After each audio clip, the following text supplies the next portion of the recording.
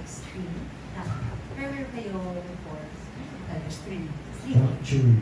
Sa I1 po. Alright. So, can you tell us lang, ano yung action nyo? Is it like finally mag-debut kayo sa big screen? And together pa?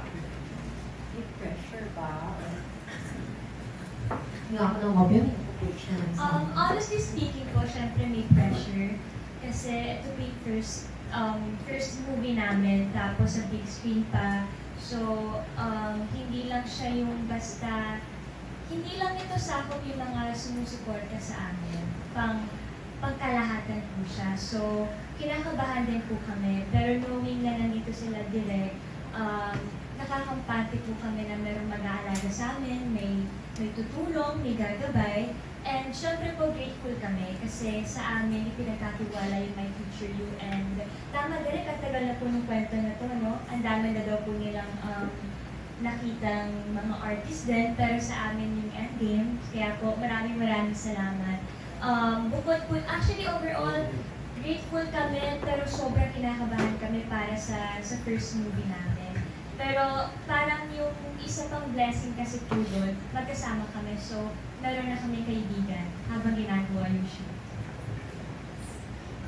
Sa totoo lang po, sobrang... Ako kasi dati po, nanonood lang ako sa sinehan. Hindi ko nakikita yung sarili ko na nandun sa malaking screen na yun. At itong unang pelikula sa big screen na gagawin ko, kasama ko si Francine,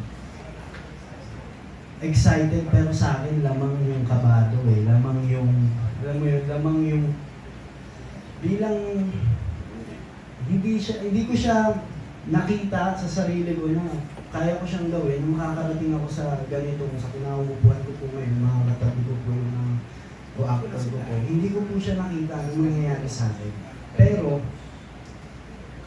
sobra po akong saya dahil bilang artista po, bilang aktor, isa po ito sa mga pangarap. Isa po ito sa mga gusto po namin mangyari sa craft namin, sa art na pinapakita namin.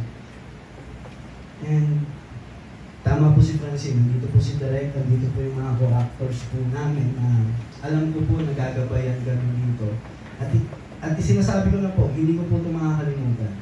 Hindi ko po ito makakalimutan. Ito po ang isa sa mga talagang nasa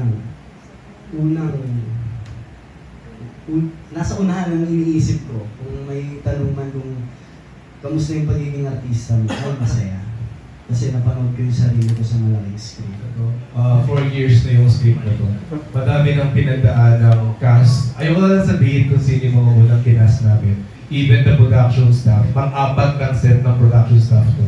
Kasi dumaan sa pandemic Tapos na-stop siya, hindi natuloy. Tapos na yung pandemic, wala namang sinihan. So, hanggang, sabi ko nga nung nag-reading kami, feeling ko, since the movie is talking about destiny, feeling ko destined talaga siya for Francette.